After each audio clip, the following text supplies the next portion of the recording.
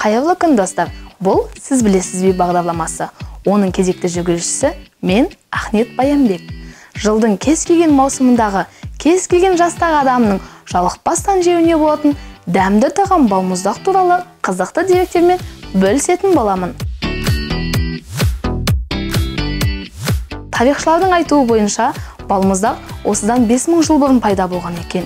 Ең алғаш американдық Кристиан Нельсон есімді азамат өзінің Эксимо атты балмұздағын жасап шығарған.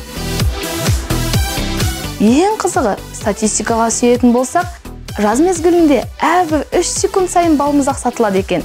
Әлем халықтарының ең сүйіп жейтіні кілегейлі және шоколадты балмұздақ. Балмұздақтың басты тұтынушылары балалар және 45 жастан асқан адамдар. Ең қымбат балмұздақ алтын деп аталады, ал ең арзан балмұздақ көмірден жасаған балмұздақ. Венециялық Карамотте атты балмұздақ кафесінде өзінің тұтынушыларына 709-ға жуық балмұздақ түрін таратады екен. Бұл әлем бойынша ешбір жерде болмаған көрсеткіш.